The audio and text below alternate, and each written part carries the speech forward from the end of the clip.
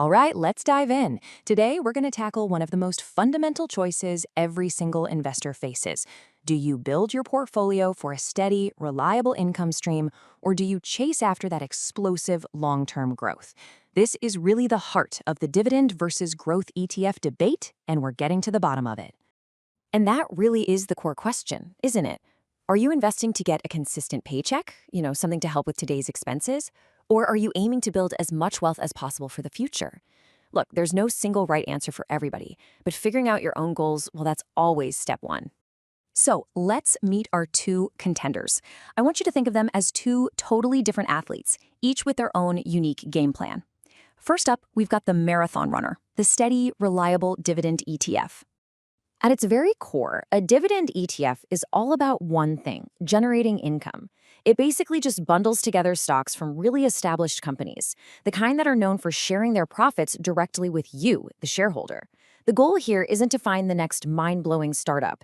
It's to invest in stable businesses that produce reliable, cold, hard cash. Yep, these are the marathon runners of the investing world.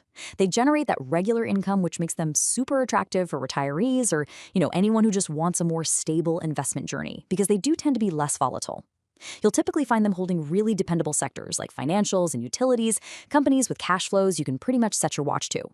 It's also worth knowing they come in two main flavors. You've got your high-yield funds that are chasing the biggest payouts right now, and then you have dividend growth funds that focus on companies with a long, proven history of increasing their payouts year after year.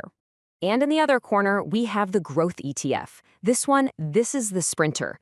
These funds, honestly, they couldn't care less about paying you a dividend today. Instead, they're investing in companies that are pouring every single penny of profit right back into the business to expand, to innovate, and to grow as fast as humanly possible.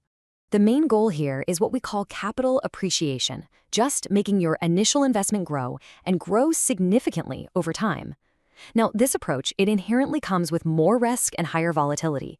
You're typically invested in those cutting-edge sectors like technology and healthcare, where companies are just reinvesting like crazy in R&D. So in essence, you're giving up immediate income for the potential of a much, much larger payout down the road.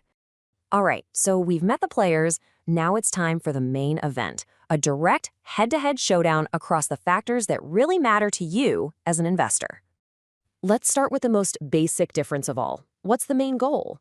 Well, dividend ETFs are designed to cut you a regular paycheck right now. Growth ETFs, on the other hand, are designed to build your wealth for the future. It's a really direct trade-off: income today versus appreciation tomorrow. This table, it just tells such a clear story. Look at the yield. Dividend ETFs offer that immediate cash flow, often 2% or more, while with growth ETFs, it's pretty much negligible. But that comes with a trade-off in volatility, right? Growth funds are definitely the riskier ride. And taxes, that's a huge difference. Dividend income is usually taxed as you get it, while with growth, you put off paying taxes until you actually sell your shares.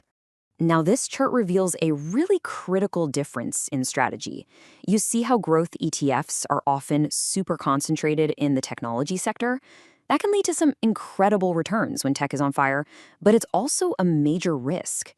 Dividend ETFs, by contrast, are usually much more spread out across the economy, holding sectors like financials and consumer staples, which can add a nice layer of stability. So, what is the ultimate upside of a growth strategy? Well, one long-term analysis found it could lead to a portfolio worth over $740,000 more than its counterparts. This is the staggering power of compounding when it's just fueled by pure high growth. But hold on a second. Let's not discount the power of that income. That same analysis showed that in its mature stages, a dividend-focused portfolio could be spitting out $7,500 a month in passive income. Now, for a retiree, that's not just a number on a page. That's peace of mind. That's your living expenses covered. It's also super important to realize that the economic environment plays a huge role here.